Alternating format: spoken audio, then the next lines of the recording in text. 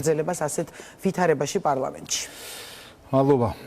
უპირველეს ყოვლისა, ხო, ცოტა უცნაური მდგომარეობა არის გაჩნი, როგორ შევხედავთ. თუ ამას ნაკლებად სერიოზულად შევხედავთ, შეიძლება ვთქვათ, რომ რამდენიმე დეპუტატს მე მგონი მე კლასის დამრიგებელში ვეშლები და მთხოვენ სხვების გადასმა სხვა ადგილას, მაგრამ ეს ხუმრობით.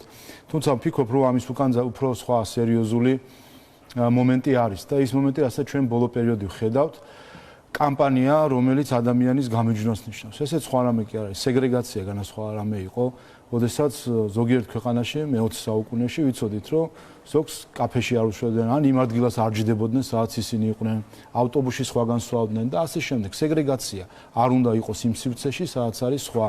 და ჩვენ ვნახეთ აქედან ამისკენ მოწოდებები, მათ შორის ყოფილი სახალხო დამცველი, რომელიც აღმოჩნდა ავანგარდში ამ სეგრეგაციის და რასაც ჩვენ ფაშისტური კამპანია დავარქვით, როდესაც ითქვა პირდაპირ და ხიარულებით აზიარებდა ყველა ან მონდომებით და პირიქით უერთდებოდა და დღესაც უერთდებიან სახალხო დამცველს ყოფილს ამ მოწოდებაში, ხელი არ ჩამოართვა, არ დადგე იქ სადაც ისინი არიან, ხმა არ გასცე და ასე შემდეგ. ეს სინამდვილეში ამის გამოძახილია, მე მათაც უთხარი, რომ ფაქტობრივად ოფიციალური წერილი მომართეთ სეგრეგაციას. დაპირისპირების კერად გადაიქცა ეს ადგილი, იმიტომ აქვს რაღაც შეძახილებს ადგილი ერთმანეთის მიმართ, რასაც მოყვება ხოლმე კონფლიქტი. ყოველ შემთხვევაში ეს იყო მათი мотиваცია, როდესაც ეს მოითხოვეს თქვენგან. იმ ქვეყნებში, სადაც სეგრეგაცია იყო, იქაც მიზეზი და საბაბი ყოველთვის მოძებნიდნენ ხოლმე. საბაბია ადვილი მოსაძებნია თუ მოინდომეს ადამიანი. იქ მთლიან დარბაზში სივრცე არის და იქ დაძაბულობა ყოველთვის არის, თუ ვინმეს დაძაბულობა უნდა და იქ ერთი-ორი სკამით ახლოს თუ შორს ჯდომა სულაც არ უშლის ან არ უწყობს ამას ხელს, მაგრამ ეს არის გამოძახილი.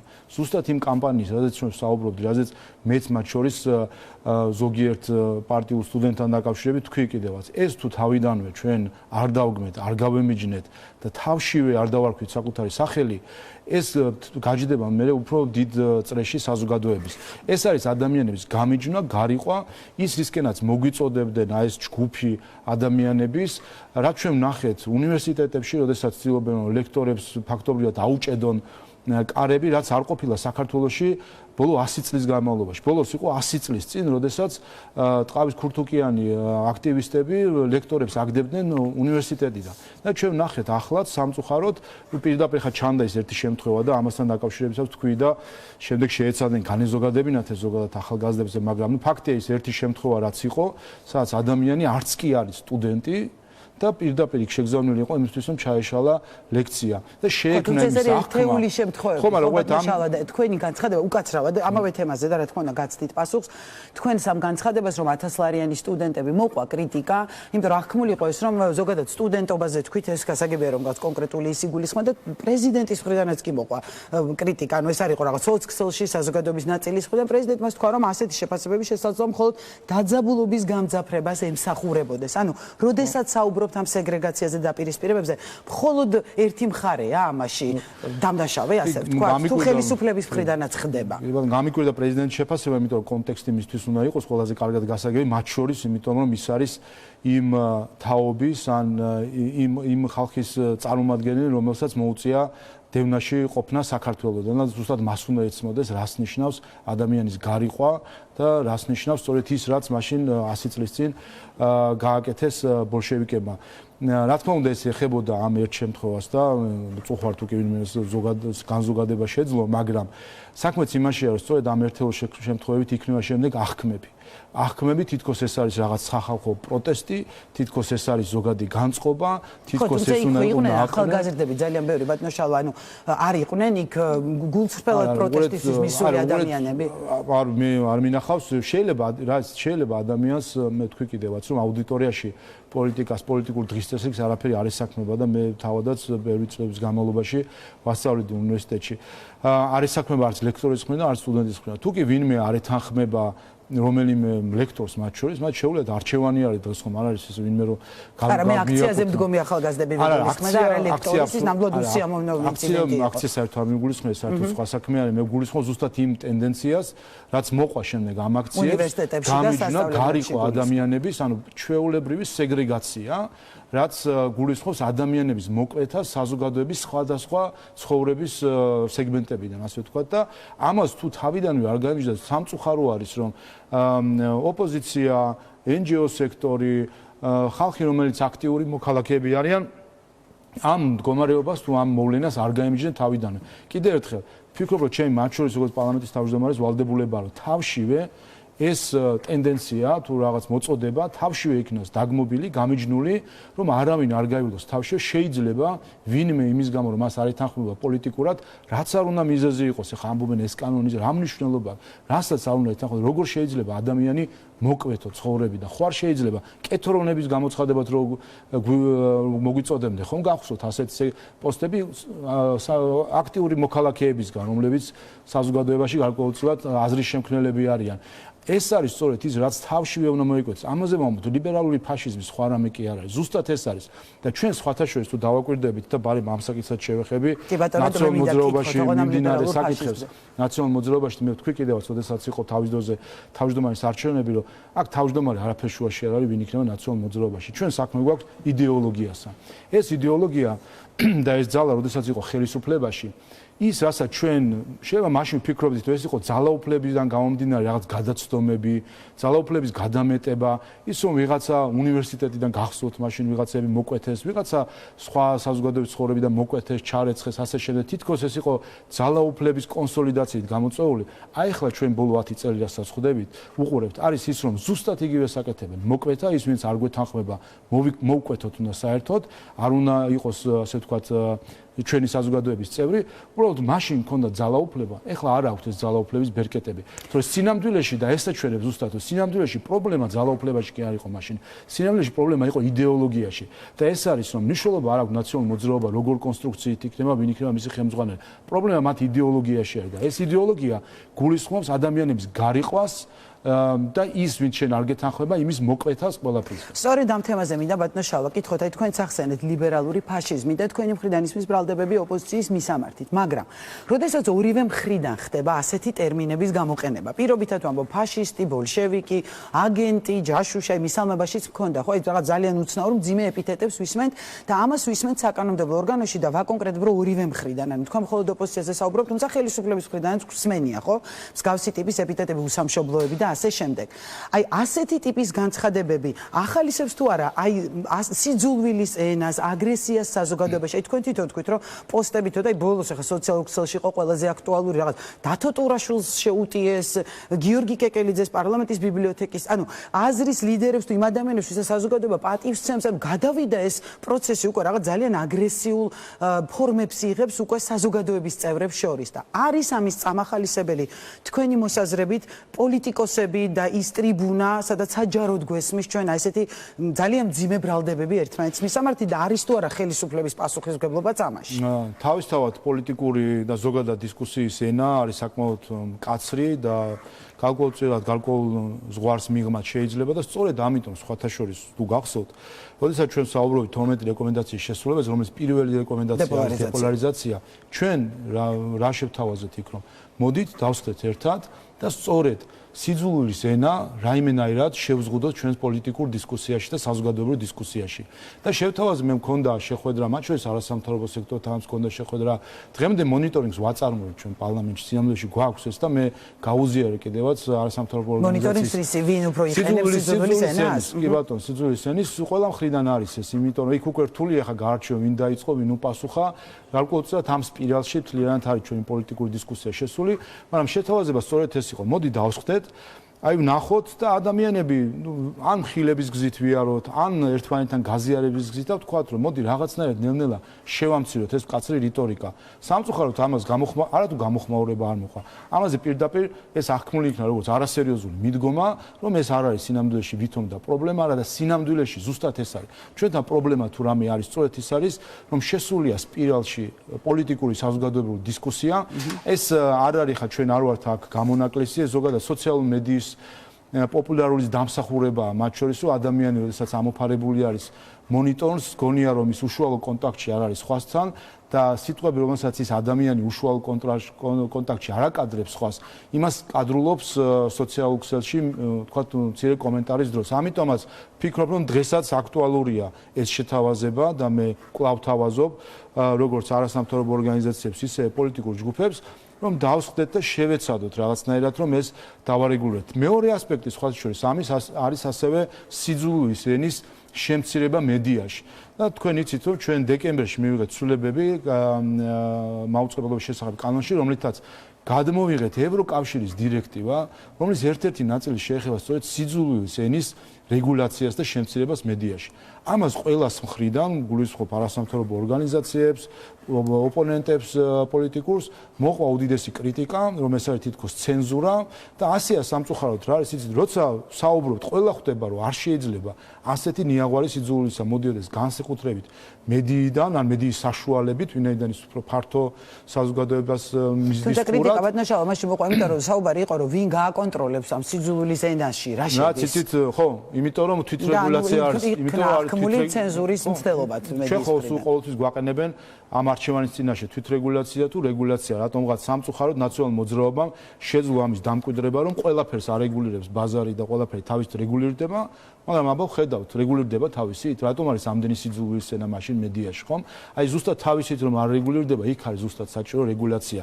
ტყუილად კი არის შექმნილი კანონები და სახელმწიფო, რომ თავისით რომ არ ხდება რაღაცები, ამას განისაზღვროს, აი რაღაც ტერმინები უნდა ჩამოიწეროს.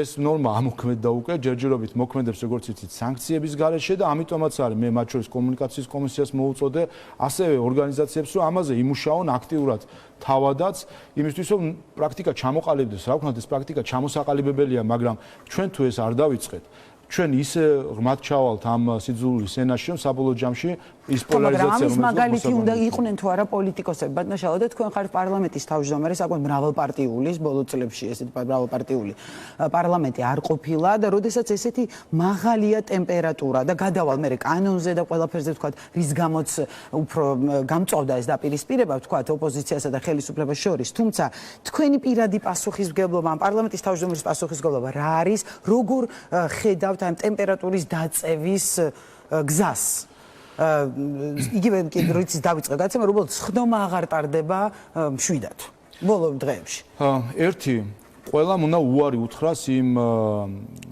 მოწოდებებს სეგრეგაციულ მოწოდებებს რომელიც გულისხმობს რომ ხელი არ ჩამოართვა მოღალატედ გამოაცხადო გაემიჯნო უბრალოდ იქაც არ დადგეს სადაც არის ამას უნდა ყველა გაემიჯნოს ამას სადამ ყველა თავის თავში და ასევე საჯაროდ არ გაემიჯნება ამ სიძულვილს ისინი ატარებენ მაინც და ჩვენ ვნახეთ რომ შექმნეს რაღაც გარკვეული წარმოდგენა საკუთარ თავში მოღალატეების ასე ვთქვათ და განან და ეხლა ებრძვიან ამ წარმოსახვით მტერს და ქარიც წისქვილებს ხომ? ამიტომ პირველ რიგში ეს სიძულვილი უნდა დაამარცხოს ყველამ საკუთარ დაამარცხოს ყველამ საკუთარ თავში ეს ერთი და მეორე ჩვენ დეპოლარიზაციაზე როცა ვსაუბრობდით იქ სადაც პარლამენტში და 12 პუნქტზე მუშაობა იყო მათ შორის ერთ-ერთი მეთოდი ამაზე სადაც სამუშაო ჯგუფებში ვინც იყო შემოსული და ვინც მუშაობდა სამუშაო ჯგუფებში იქ ატყობთ რომ იმ ადამიანებს შორის იმ დეპუტატებს შორის ამ პოლიტიკურ ჯგუფებს შორის არის საკმაოდ აკადემიური ასე ვთქვათ ურთიერთობა მათ შორის ვერბალური სახით რატომ?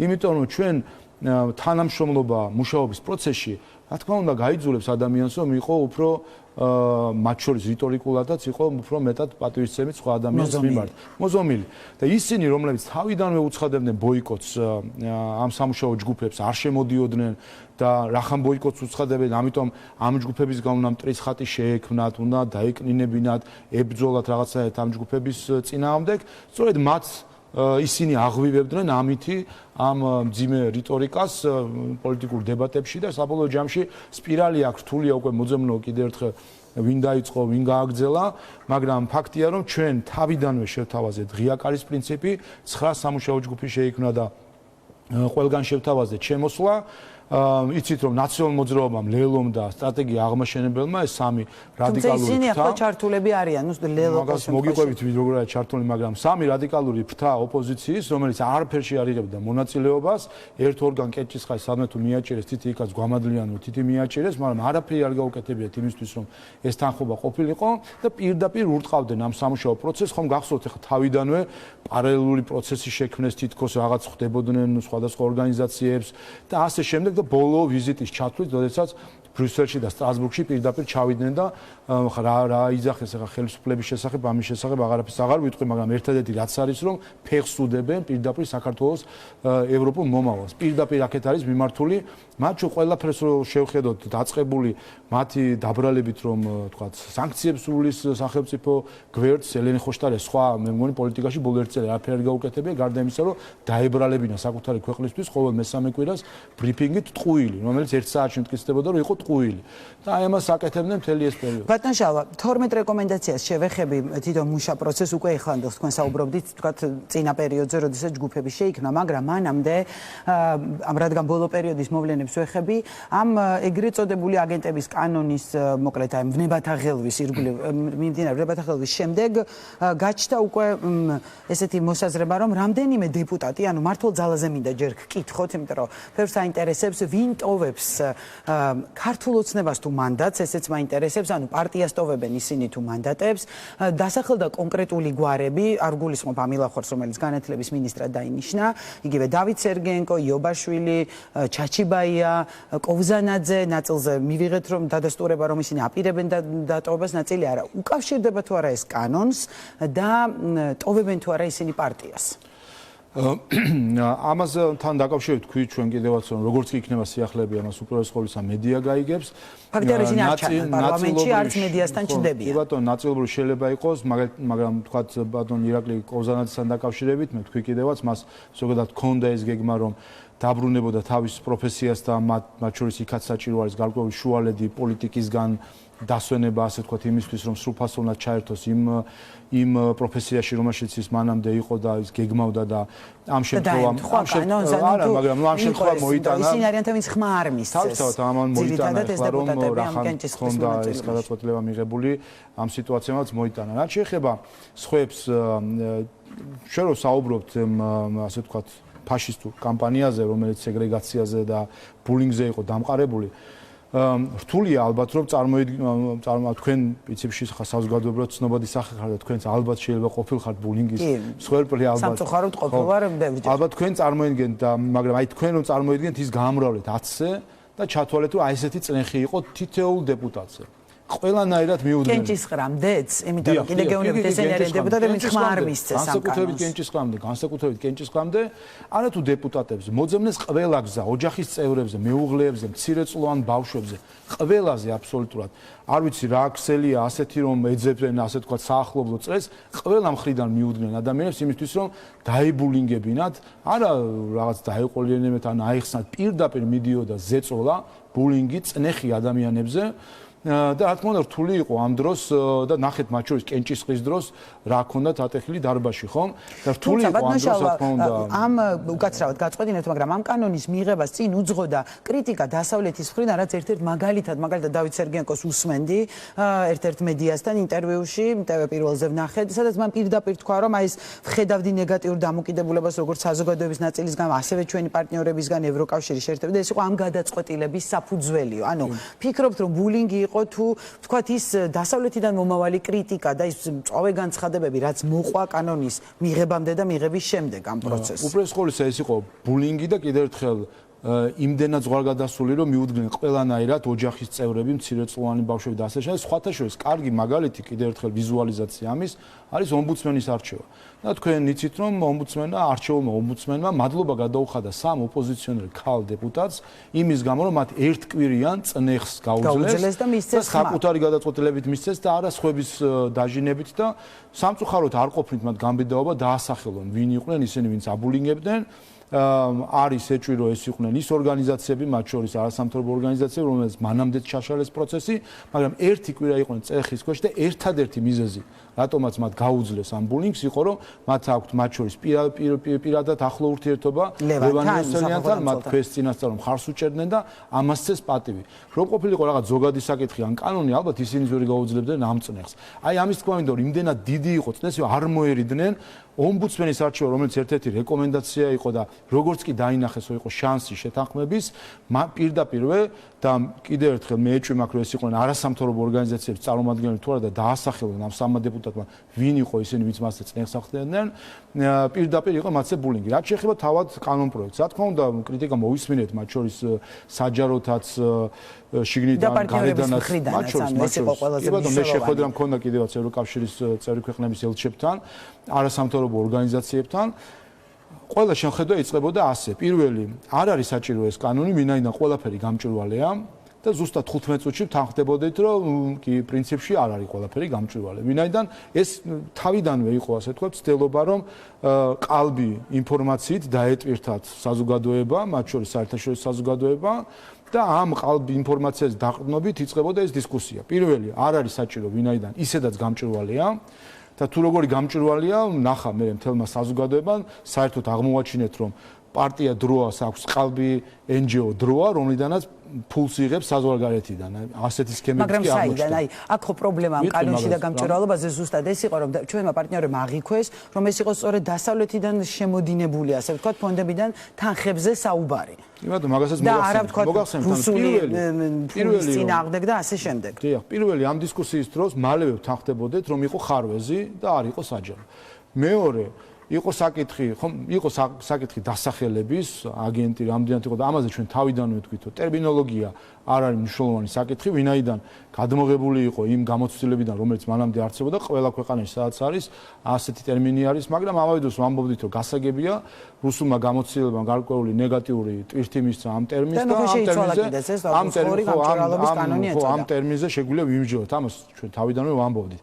და მესამე კი მაგრამ აი დაფინანსება ხო ძირითადად მოდის თქვა ევროკავშირიდან ან სხვა პარტნიორების მხრიდან ჯერ ესეთი ძირითადად ასე არ არის ის არის რასაც ჩვენ ხედავთ ის ორგანიზაციები რომლებიც ჩანან და ნუ ცნობილი არიან და უამრავ პროექტს ახორციელებენ და ცნობილები არიან შეიძლება იქ არის მაგრამ კიდევ ერთხელ საქართველოს გეოპოლიტიკურად რა ვიცი ყველამ დახედოს რუკას დახედოს სადვიმყოფებით დახედოს რა პოტენციური ინტერესები არსებობს როგორც ბიზნესი, ისე პოლიტიკური, ისე სხვადასხვა ქსელების მხრიდან არსებობს ეს ინტერესები. და რატო არ მოხდა მაშინ ხო იყო ამაზეც მოწოდებები ოპონენტების მხრიდან რომ მაშინ ჩავწეროთ ვი რა ქვეყნები იგულისხმება.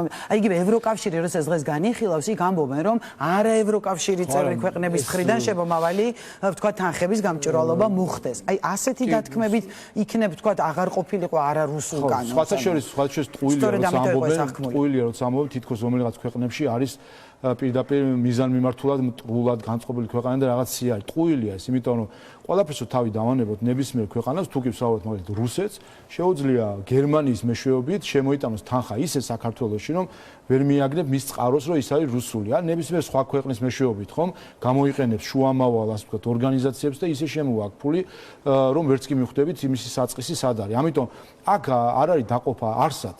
არ არის დაყოფა მტრებზე და მოყვარეებად და ყველამ შეიძლება საბაბი მაგალითად კანადაში ყოფილიყო თქვა ჩინეთიდან მომავალი რაღაც რისკები ანუ საბაბი მისო ფიქრი დაწყებული იყო ამაზე მაგრამ კანონმდებლობა არ არის მორგებული მხოლოდ ერთ-ორ ქვეყანაზე არც ამერიკაში ხარ ამერიკაში კიდევ ერთხელ გერმანია არის რეგისტრირებული გერმანიის სამინისტროები არის რეგისტრირებული როგორც აგენტები და ვიცით რომ მიხეილ სააკაშვილის ხელშეკრულება არის რეგისტრირებული ხა არ ვიცი თუ რამდენად თვლიან ისინი მიხეილ სააკაშვილის თავის ტრად ხომ ეს ტყუილი არის სინამდვილე შესეხება ნებისმიერ გარე თანხებს და აქ ტერი მოყარე აფრიშუაში არის საქართველოს კანონმდებლობით და ყველა ქვეყნის კანონმდებლობით პარტიის დაფინანსება უცხოეთიდან არ შეიძლება. რატომ მტრები არიან ერთმანეთის? ხო, მაგრამ პარტიის დაფინანსება ისეც გამჭვირვალეა პარტიების.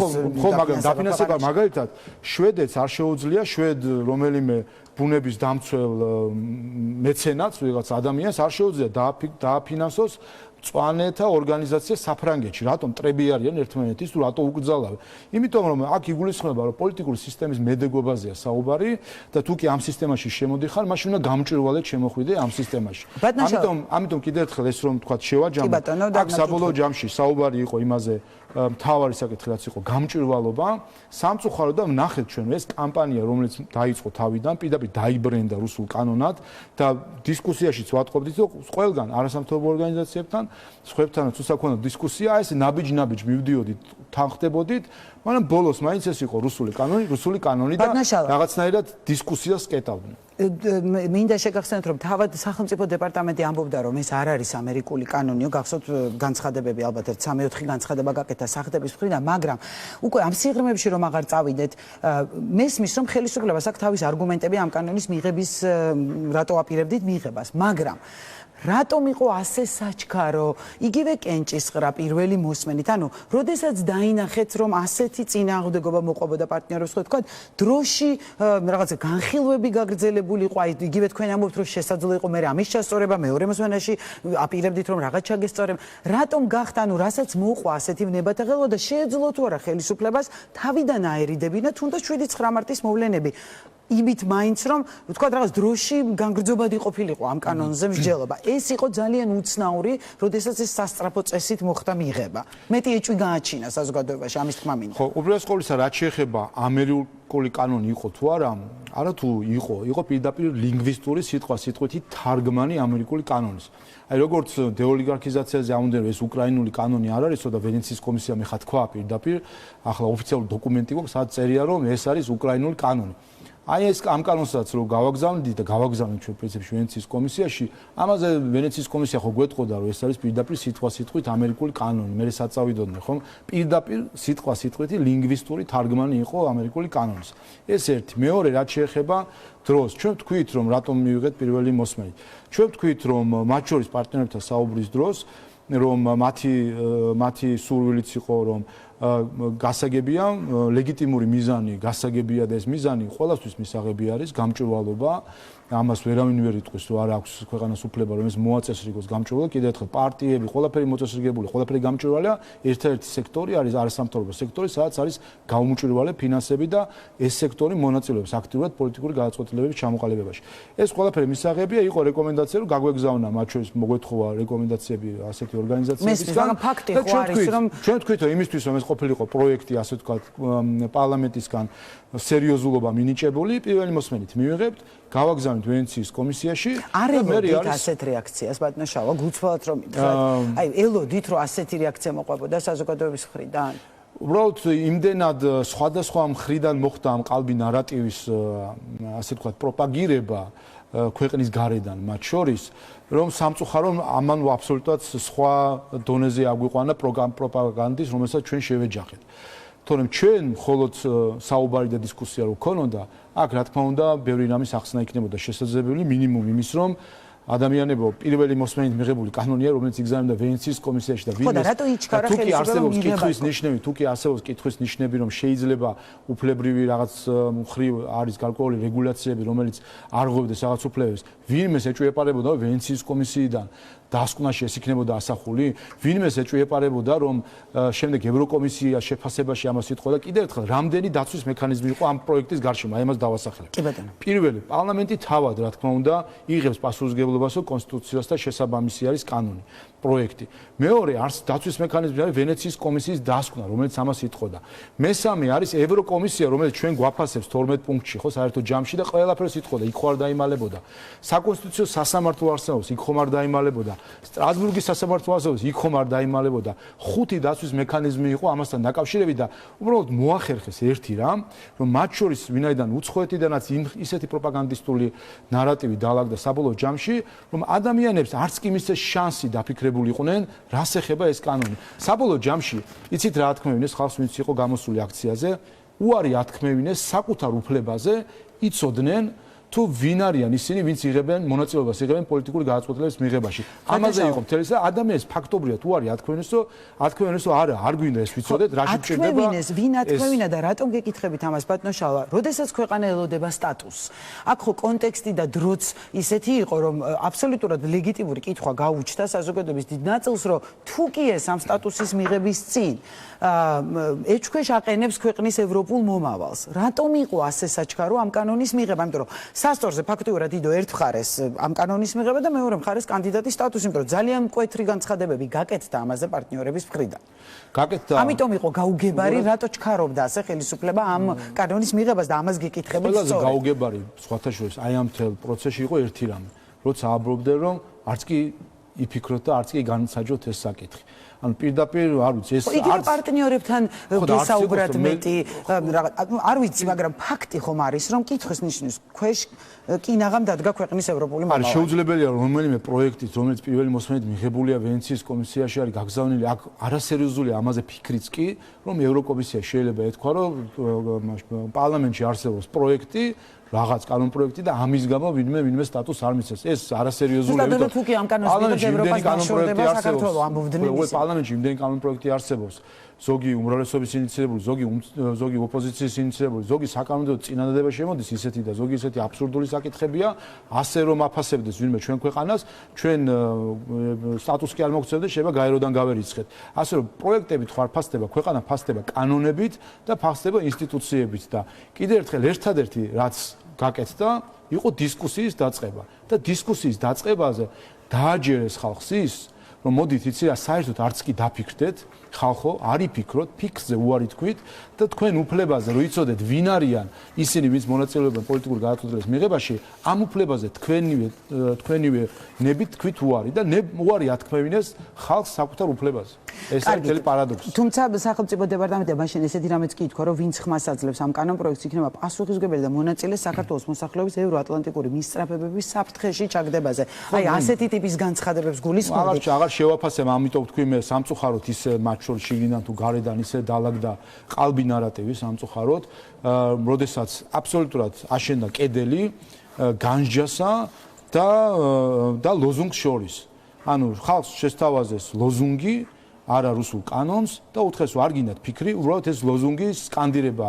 მოახდინეთ და სხვა შეც პარლამენტში ასე იყო საკომიტეტო მოსმენა იყო თუ პლენარული სხდომის დროს იქ არანაირი დისკუსიაც კი არ ყოფილა ოპოზიციის მხრიდან მიდიოდა ბრახუნი მაგიდაზე და სკანდირება არა რუსულ კანონს აი გაგახსენდებდათ რაღაც არ ვიცი მე აქცია სადაც ლოზუნგი ჩვენ საქართველოს 90-იან წლებში ლოზუნგების ქვეყანაო იყო ასეთი ტერმინი და ასეთ ლოზუნგების ქვეყანამდე დაიყვანეს საბოლოო ჯამში რომ ადამიანებს უთხრეს არ იფიქროთ უბრალოდ გაიმეორეთ ლოზუნგი არ იფიქროთ ფიქრი აკრძალულია მადლობა გადავიდეთ ამ კანონიდან და ფაქტია რომ ამ კანონის ირგვლივ მიმდინარე მოვლენების შემდეგ რაღაც დღის წესრიგით შეიცვალა თუნდაც პარლამენტში მოვისმინეთ ევროპარლამენტარების ძალიან მკვეთრი და მწვავე განცხადებები და მოვისმინეთ ესეთი რამ რომ ევროკავშირის სტატუსს იმსახურებს ქართველი ხალხი და იგივეს არ იმსახურებს ხელისუფლება და ამას მხოლოდ რატო გახსენებთ ამაზე შეფასებები მოსმენილი გვაქვს მართველი გუნდისას და თქვენიც მაგრამ ასეთი განცხადებების აი ამ მოვლენების ფონზე იგივე 7-9 მარტის მოვლენების ფონზე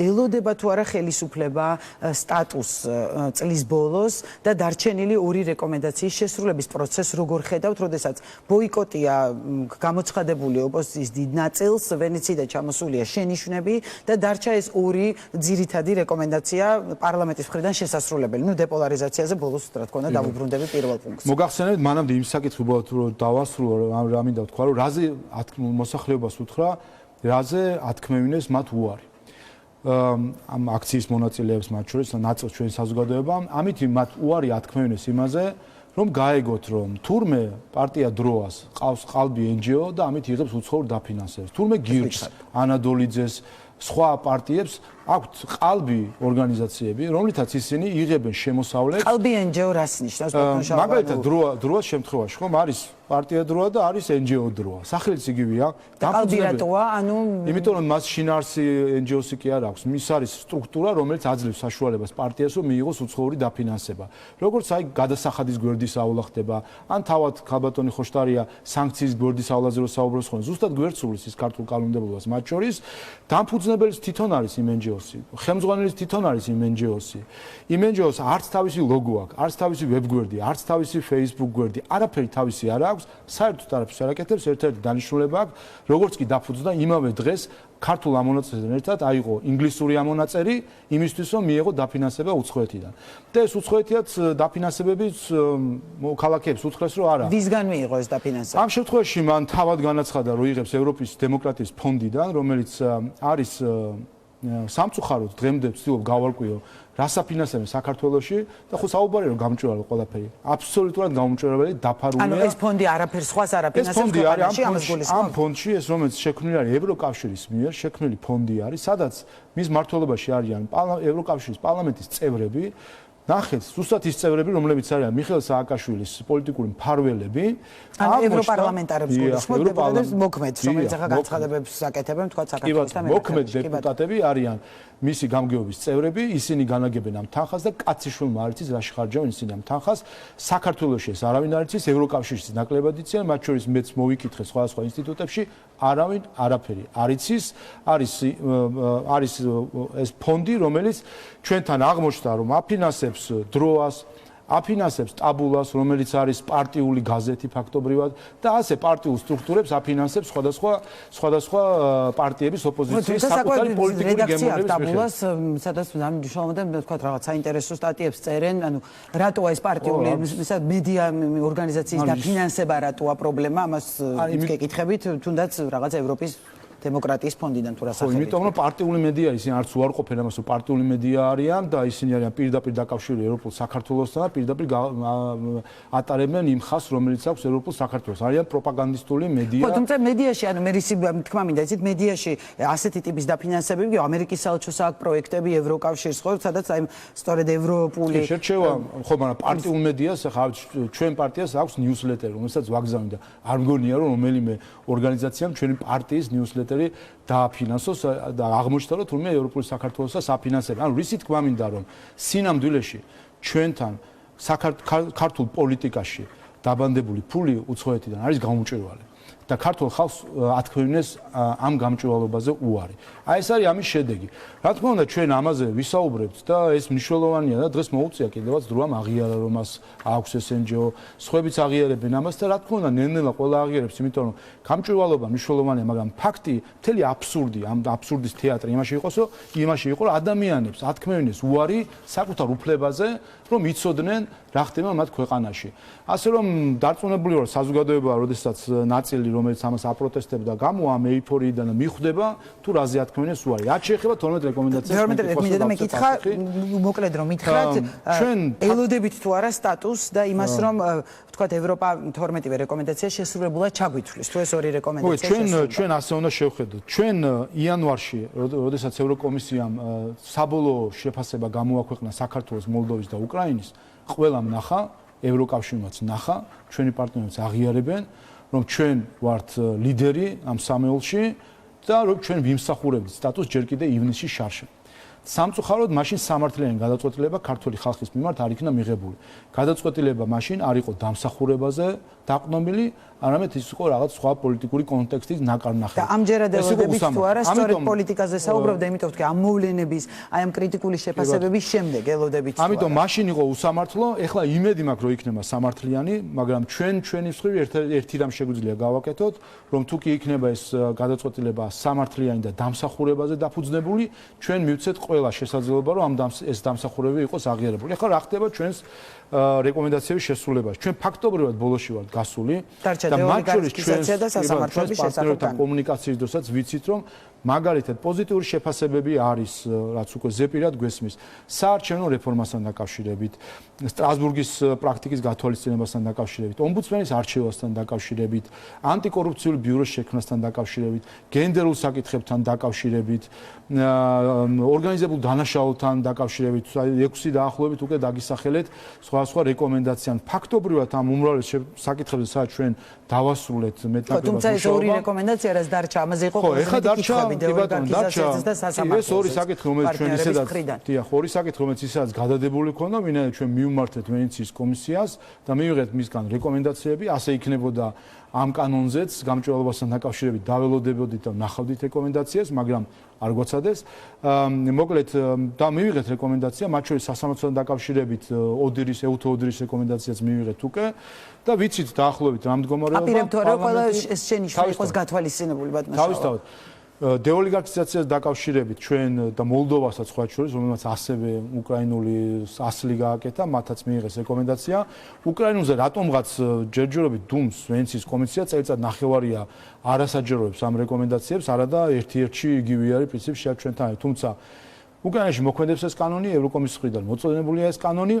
ვენეციის კომისიამ შენიშვნები გითხრა თუ რა არის ჩასასწორებელი ამ პროექტში, ამას აუცილებლად გავითვალისწინებთ, რა თქმა უნდა, იქნება ამაზე დისკუსია. საუბარი იყო თითქოს ვენეციის კომისიამ თქვა, რომ არ მიიღოთ კანონი, რაც არის ტყუილი ვენეციის კომისიამ თქვა არსებობს ორი მიდგომა, სისტემური და ინდივიდუალური. სისტემურ მიდგომაზე თქვა, რომ თემები არის სასამართლოებრივი, ანტიკორუფციული, ასე შემდეგ. ამას ჩვენ ისედაც ვაკეთებთ ზოგადად და მათ შორის 12 პუნქტის ფარგლებში ვაკეთებთ ამას და რაც შეეხება კანონს, თქვა, რომ კანონს თუ მიიღებთ, მაშინ გთხოვთ, რომ ეს ცვლილებები გაითვალისწინოთ. ამ ყველაფერს რა თქმა უნდა გავითვალისწინებთ ჩვენ და იყო ერთი ის რომ კანონის თვითნებური გამოყენების რისკი კიდევ უფრო მაღალია საჯარო განცხადებების, როდესაც მიუთითებს, რომ მიღების შემდეგ ის ოპოზიციაზეც გავრცელდება. აი აქ იყო კიდე საუბარი განცხადებების შემდეგ. ხა იქ ყველა არავინ ერთმანეთს არ დააკლოთ, გახსოვთ რომ თავიდან იყო რომ ეს არის დებიძინიზაცია, მათ შორის ევროპარლამენტარმა და ხელისუფლება ამბობდა რომ ეს არის ოლიგარქია კეზერაშვილი, ანუ აქაც ორ მხრივი იყო. პოლიტიკური დისკუსიის ნაწილი, რაც შეეხება თვითნებობისგან დაცვა, არის სამართლებრივი პროცედურები, არის სასამართლო პროცედურები და სხვა პროცედურები. ახლა თვითნებობა ჩვენს ქვეყანაში ისედაც არ არის და დაცვის მექანიზმები არის სწორედ სამართლებრივი პროცედურები. რაც შეეხება სასამართლო რეფორმას. აქ სამი რამე თქვა ვენეციის კომისიამ. პირველი, ის პროექტი, რომელიც ჩვენ გავაგზავნეთ დასკვნისთვის, ამ პროექტთან დაკავშირებით შენიშვნები არ აქვს, თავად პროექტთან დაკავშირებით, თუმცა თქვა, რომ ამ შემთხვევაში მივდივარ კიდევ უფრო შორს და ვაფასებ არა მხოლოდ პროექტს, რომელიც წარმომიდგენთ, ანუ ზოგადად ვენეციის კომისია დასკვნას წელს იმ პროექტზე, რომელსაც ვაგზავნეთ. თქვა, რომ მე უფრო შორს წავალ, შევხედავ, რომ შენიშვნები არ არის გათვალისწინებულიო. ხო, ეგ მაგას ვეუბნებთ. ანუ ამ პროექტზე არ ქონდა, თქვა, რომ აბა გადავხედავ ბოლო 2-3 წელი რა რეკომენდაციები ქონდა და ყველაფერი გაქვთ თუ არა გათვალისწინებული. ისაუბრა 2021 წლის დეკემბრის ცვლილებებზე, რომელზეც მას ქონდა შენიშვნები და ეს ჩვენ ვიცით შენიშვნები გვაქვს კიდევაც. ჩვენ მათ შორის ვენეციის კომისიას ახლაც უთხარით, რომ ის ცვლილებები გასაჩივრებულია საკონსტიტუციო სასამართლოში. და ვუთხარით, რომ პარლამენტი ელოდება სასამართლოს გადაწყვეტილებას, როგორც კი ვექნება გადაწყვეტილება თუ რა არის კონსტიტუციური სტანდარტი ამ ცვლილებებთან დაკავშირებით, ვენეციის კომისიაზე რეკომენდაციების დაყრდნობით და სასამართლოს გადაწყვეტილების დაყრდნობით, პარლამენტი იმჯერებს და შესაბამის ცვლილებებს, რაც საჭირო იქნება, განახორციელებს. და მესამე საკითხი, რაც თქვა ვენეციის კომისიამ, რომ ასევე შევხედეო 12 რეკომენდაციას და იქ ერთ-ერთში წერია იუსტიციის საბჭოს ასე ვთქვათ სტრუქტურული თუ ასე შემდეგ გადახალისება თუ რეფორმა ასე ვთქვათ და რასაც ჭირდება 90 ხმა თუ არ ვწდები მე ამ ეს არჩევა თავისთავად არჩევა მაგრამ აქ საუბარი ასევე საკანონმდებლო რეფორმაზე იმისთვის რომ კორპორატივიზმის საფრთხეები იყოს აღმოფხვრილი და აქ არის ყველაზე საინტერესო რამ მათ შორის გუშინ გამოქვეყნებული ამერიკის სახელმწიფო დეპარტამენტის ანგარიშთანაც არის კავშირი. ვენეციის კომისია ამ დასკვნაში საუბრობს რამდენიმე ადგილას ამბობს კორპორატივიზმი წინა დასკვნაში თქვა და ყველგან ხაზგასმით ამბობს. მათ შორის წინა დასკვნაში თქვა ხაზგასმით, რომ მე ვერ ვადასტურებ, რომ კორპორატივიზმი, ეგრეთ წოდებული კლანი, კორპორატივიზმი არსებობს, მაგრამ ამას ამბობენ, მეუბნებიან, ვინ ეუბნება? არასამთავრობო ორგანიზაციები. და არასამთავრობო ორგანიზაციებს დაბრალდა თქვენი მხრიდან სახელმწიფო დეპარტამენტის ანგარიში გამოქვეყნების შენიშვნებით. დაახლოებით ასეთივე რამე თქვა სახელმწიფო დეპარტამენტმა, სადღაც კლანი ასეც არ ყავს ბატონო შალვა. იგივე სახელმწიფო დეპარტამენტს როდესაც ანგარიში აკეთებს. აი საინტერესო რა არის ამ მომენტში. ვენეციის კომისიის დასკვნის გადასაჯდომებიდან მეორე დღეს და მათ შორის სახელმწიფოს ანგარიშის გასვლა მეორე დღეს რამდენიმე არასამთავრობო ორგანიზაციის წარმომადგენლებმა დაწერა კიდევაც, რომ აი ნახეთ, ვენეციის კომისია ახსენებს კლანს, ანუ იმას კორპორატივს. აი სახელმწიფო დეპარტამენტი ახსენებს კლანს. ანუ უთითებს მათზე დაყრდნობით ამბობენ, რომ ესე იგი არის. არადა თუ ჩავხედათ ისინი უთითებენ ზუსტად ამაზე. ანუ ერთმანეთზე მითითებით ხდება და წყარო აღარ არსებობს. ბატონო, სხვა წყარო არ არსებობს სახელმწიფო დეპარტამენტისთვის არასამთავრობო სექტორის გარდა, რადგან თქვენ თვლით, რომ ეს არის მხოლოდ მათ მიერ მიწოდებული არასწორი ინფორმაციის შედეგი. რატომ არ არსებობს სხვა წყარო და ხელისუფლების წყარო რა არის მაშინ ასეთი ანგარიშების შედგენის დროს? ერთადერთი წყარო ამისი არის სწორედ ოპოზიცია და რამდენიმე NGO, რომელმაც წლების განმავლობაში სწორედ ეს სტიგმა თავად რომ ამბობდნენ რომ აგენტის სტიგმას ნიშნავსო და ამას აპროტესტ თავად შექმნეს სტიგმა, კლანი, კორპორატივიზმი, ოლიგარქია, სახელმწიფოს მიტაცება, გაიხსენეთ ეს ტერმინები საიდან წამოვიდა. რამდენიმე წელია კულტივირება მიდის ამ სტიგმის. ბატონო შალვა, მსგავსი ბრალდებები მოსმენილი გვაქვს, ხელისუფლება რას უპირისპირებს იგივე პარტნიორებთან კონტაქტის დროს. ამას გულისხმობ, რომ ალტერნატიული, ვთქვათ, ინფორმაცია მიაწოდოს თქვენი, რასაც თვლით, რომ მართალია ის სიმართლე გააგებინოთ, ან მუდმივად ეს ისმის, რომ ეყრდნობიან რაღაც ორგანიზაციების დასკვნას. არის გარკვეული მანკიერი წრე შეკრული, სადაც არის ორგანიზაციები, რომლებიც ამბობენ ერთ რამეს, მისი დამფინანსებელი იმეორებს ისაც თქვა ორგანიზაცია, ეს ორგანიზაცია იმეორებს რასაც ამბობს მისი დამფინანსებელი, არის მანკიერი წრე არგუმენტების გარეშე. ჩვენ რას ვთავაზობთ? ჩვენ ჯერ კიდე შარშან მარტში მათ შორის კანდიდატის სტატუსზე არც იყო მაშინ საუბარი სასამართლო რეფორმაზე, როდესაც ოპოზიციაც დაუპატიჟეს და მე შევხვდი მათ და არასამთავრობო სექტორსაც შევხვდით, მაშინ თუ გახსოვთ ჩვენ შევთავაზეთ, მოდით დაწერეთ, გადაიტანეთ ფურცელზე, როგორ აფარსებთ თქვენ სასამართლო სისტემას, რა პრობლემას ხედავთ, თუ კი ამბობთ თქვენ კლანი, კორპორატივიზმი, დაწერეთ და დაადასტუროთ. მოიყვანეთ რაღაც მტკიცებულებები, რატომ არის ეს ასე. არავინ არ გააკეთა ეს. მოქალაქეები იყო ერთ-ერთი პარტია, რომელმაც ეს გარკვეული რაც წერილობით მოსაზრები შემოიტანა. არავის სხვას თავი არ შეუწუხებია, რომ რაიმენაირად დაადასტუროს, მტკიცებულება მოიტანოს.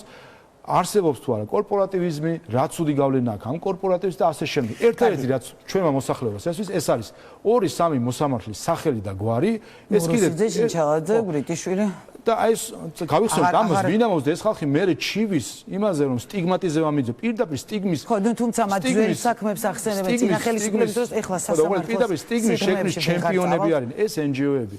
და ოპოზიციის ნაწილი არიან სტიგმის შექმნის ჩემპიონები და ჩივიან, რომ მათ წინააღმდეგ ვიღაცა სტიგმა. თავად შექმნეს კლანის სტიგმა, სახელმწიფოს მიტაცების სტიგმა, ოლიგარქიის სტიგმა, რა დაუპირისპირა, ეს იყო ჩემი კითხვა. უბრალოდ ხელისუფლება ყოველთვის უპირისპირებს ერთ რამეს, ფაქტებს. ერთადერთი რატომაც არის, რომ ჩვენი მოსახლეობა საბოლოო ჯამში ყოველთვის გვიჭერს მხარს, მათ შორის ის 9 არჩევნები, ეს 9 არჩევნები სწორედ აი ამ სტიგმების და ყალბი ნარატივების ფონზე იყო და სწორედ იმიტომაც მოვიგებთ 9 არჩევნები, რომ როგორც თქვენს, რომ გაყალბებული არჩევნებიაო, გავიდა 2 თვე და ყველა დარწმუნდა, რომ ეს იყო ტყუილი. როგორც თქვენს, რომ უკრაინას მხარს არ უჭერთ, გავიდაო და ყველა დარწმუნდა, რომ ეს არის ტყუილი. როგორც თქვენს, რომ თითქოს სტატუსის მიღება ხელისუფლების ბრალი იყო და გადადექიო და გავიდაო და ყველა დარწმუნდა კომისიის ანგარიშით, რომ ვიმსახურებდით და იყო ტყუილი თითქოს ჩვენ არ გვეკუთვნოდა. აი ესევე დარწმუნდება ხა მოსახლეობა, რომ ხელისუფლება ფაქტებზე დაყრდნობით და სიმართლეზე დაყრდნობით არის მათთან პინაკი. ერთი კითხვაც უნდა მოვასწრო, ბატონო შალვა და ჩვენ დრო ამოიწურა. დღეს კლინიკა ვივამედმა მიხეილ სააკაშვილს შეეხება ეს ბოლო ინფორმაციას, ასე ვთქვათ, მის ირგვლივ კლინიკა ვივამედმა გაავრცელა განცხადება და თქვა, რომ ის მედპერსონალი იძულებით ვერავის უმკურნალებს, რომ დაუმსახურებლად იღებს უზარმაზარ რეპუტაციულ დარტყმას ეს კლინიკა და ყველაფერი ამის გათვალისწინებით მათ მიმართეს პენიტენციურ დაწესებულებას, რომ შეაფასოს პაციენტ სააკაშვილის კლინიკა ვივამედში შემდგომი დაყოვნების მიზანშეწონილობა, ვინაიდან ის სიმპტომური მკურნალობა, რაზეც თანხმობას აცხადეს პაციენტი, შესაძლებელია ნებისმიერ სხვა დაწესებულებაში. ჯერ ჩვენ არ მოგვისმენია პენიტენციური სამსახურის თქვა საპასუხო განცხადება, მაგრამ მოვისმინეთ ოჯახის ადვოკატის შეფასებები და ოჯახმაც და დაცვის მხარემაც ეს აღიქვა, რომ ხელისუფლება გეგმავს მიხეილ სააკაშვილის ციხეში გადაყვანას და არაპირებს შეუშვას პოლონელი ექიმები, რომელთა ჩამოსვლაზეც არის საუბარი. რა ინფორმაცია გაქვთ თქვენ და რას ნიშნავს ეს განცხადება? თუ შეგიძლიათ რომ გითხრათ. უპირველეს ყოვლისა მე რამე დამატებით და ასე ვთქვათ, უფრო ინფორმაცია ვერ მექნება, მაგრამ ყველაფერი ხო ხელის გულზე დევს. ხელის გულზე დევს იუსტიციის სამინისტროს განცხადება შარშან ნოემბრის და მოუწია იუსტიციის სამინისტროს რამდენჯერმე გამეორება ამ განცხადების. ოჯახი ვისაც დაადებს ხელს, რომელი ექიმიც მას უნდა რომ შევიდეს, ქართული კანონმდებლობის შესაბამისად, რა თქმა უნდა, რაღაც გარკვეული წინაპირობები არსებობს. იუსტიციის სამინისტრო ამას უზრუნველყოფს. ხო და ის საუბარია პოლონელ ექიმებზე და ახლა ოპოზიცია საუბრობს და ნაციონალურ მოძრაობა რომ არ უშვებენ შეფერხებები ამ თემასთან მიმართებაში. ამაზეც იუსტიციის მინისტრმა გააკეთა განცხადება, რომ იყო ტყუილი ეს ყველაფერი, როგორც კი მიმართეს ვინმეზე ადვოკატზე, ექიმზე, ოჯახზე და ყველა შევიდა მიხეილ სააკაშვილთან და ეხლა რამდენი დეპუტატი შედიოდა მანამდე ეს კიდე მე ვიცი, იმხელა სტატისტიკა არის, სია დეპუტატები ყოველდღე როცა შედიოდნენ მასთან. ის არის ალბათ საქართველოში პატიმარი, რომელთანაც ყველაზე მეტი ვიზიტორი არის შესული. ასე რომ აქ რაიმე შეზღუდვაზე ლაპარაკი ზედმეტია. ანუ ექიმების შეშვებაც მოხდება, პოლონელი ექიმების თუ ჩამოვლენ ისინი. პოლონელი თუ სხვა ეროვნების მნიშვნელობა არ აქვს.